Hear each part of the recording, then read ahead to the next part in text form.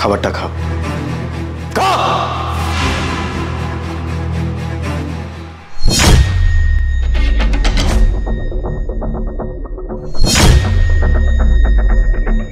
খা, শেষ করবি। বল, সব ঠিকঠাক আছে? লবণ একটু বেশি হয়ে গেছে। এক্স্যাক্টলি, লবণ বেশি। তুই কি আমার মাকে মারতে চাস? আমি আমি আমি কেন মাকে মারতে যাব? আমার মাকে মারতে যাবি কেন মানে? আবার আমাকে প্রশ্ন করতেছিস? খুব ভালো করে জানিস ডক্টর কি বলে দিছে, আমার মায়ের কোনো খাবারে যেন লবণ বেশি না হয়, তাহলে আমার মায়ের ক্ষতি হতে পারে। এত সব কিছু জানার পরেও তুই খাবারে লবণ বেশি কেন দিছিস? তার মানে কি তুই আমার মাকে মারতে চাস? আমি আমি ইচ্ছে করে লবণ বেশি দেই নাই, আসলে ভুলে হয়তো লবণ পড়ে গেছে, তাই লবণটা বেশি হয়ে গেছে। থাক বাবা, ওকে আর কিছু বলতে হবে না। ওকে আর কি বলবে? আরে ওর বাবা মা এত চালাক, শ্বশুর বাড়িতে পাঠিয়েছে মেয়েকে একদম খালি হাতে, না কোনো যৌতুক, না টাকা পয়সা, না কোনো কিছু। কি বললেন মা? যৌতুক ছাড়া? মানে আপনি এই কথাটা বলতে পারলেন যে আমার বাবা যৌতুক ছাড়া আমাকে এখানে পাঠিয়েছে? এই বাড়ির যত ফার্নিচার সব আমার বাবা দিয়েছে, এমনকি ক্যাশ 7 লাখ টাকা সেটা পর্যন্ত দিয়েছে, গাড়িটা পর্যন্ত দিয়েছে। আর আপনি বলতেছেন যে আমার বাবা বিনা যৌতুকে আপনাদের ঘাড়ে আমাকে চাপিয়ে দিয়েছে? আরে ওগুলি তো পাঠিয়েছে তোমার নিজের সংসারে ব্যবহার করার জন্যই, তাই না? এই সংসারে তো তুমিই সব কিছু ব্যবহার করছো। আর তাছাড়া 2 দিন পরে তোমাদের বাচ্চা কাচ্চা হবে, তাদের জন্য লাগবে না? তো এগুলি আর আমরা দিয়ে কী করবো? কি বললেন এটা?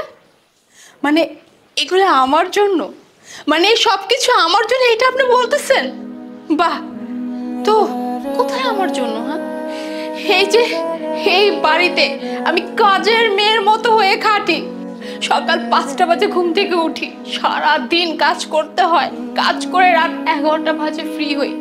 আচ্ছা বলুন তো, 11টা বাজে যখন ফ্রি হই তখন কি আমি ফার্নিচারের কথা বসতে পারি? বসার মতো সময় থাকে? থাকে না। তারপর আসে গাড়ির কথা। হ্যাঁ, আমার বাবা গাড়িটা দিয়েছে, কিন্তু এই যে আপনার ছেলে সবসময় অফিসে গাড়িটা নিয়ে যায়, আজ অব্দি ওই গাড়িতে আমি উঠে দেখতেই পারি নাই। যদিও আমার কোথাও যেতে হয়েছে, আমি রিক্সায় করে বা সিএনজিতে করে গেছি। আর রইলো বাকি গয়না, আমার বাবা অনেক গয়না দিচ্ছে, কিন্তু ওগুলো তো সব আপনি লকারে রেখে দিচ্ছেন। শুধুমাত্র আমার কাছে এই যে এই চেইনটা ছাড়া কিচ্ছু নাই। আর আপনি বলতেছেন এই সব কিছু আমার জন্য, আমি ভোগ করব? আর এইসব তো আমি বাদই দিলাম। যার সাথে আমার বিয়ে ঠিক হয়েছে, মানে আমার হাজবেন্ড, ওই হাজবেন্ডে তো আমার না, আমি তো তাকেই পাই না। তার উপর আবার সব ফার্নিচার, গয়না, টাকা পয়সা এসব আমি কোত্থেকে পাবো? এত সব কিছুর খোটা দিচ্ছিস? হ্যাঁ, আমাকে আর আমার মাকে খোটা দিচ্ছিস? শোন, আমার মায়ের সাথে একদম তর্ক করার দুঃসাহস দেখাবি না, তাহলে কিন্তু সেটা তোর জন্য ভালো হবে না, বলে দিলাম, বুঝছিস?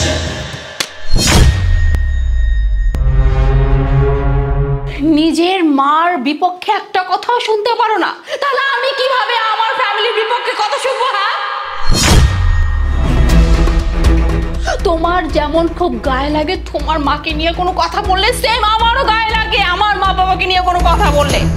আর কি ভাবছো? হ্যাঁ, মানে সবসময় বলেই যাবা, আর আমি শুনেই যাবো? হ্যাঁ, আমি আর শুনবো না। আর যে তুমি তো সবসময় বলতো আমার কাজ ভাল লাগে না, আমার রান্না ভাল লাগে না, আমার কিছুই ভাল লাগে না।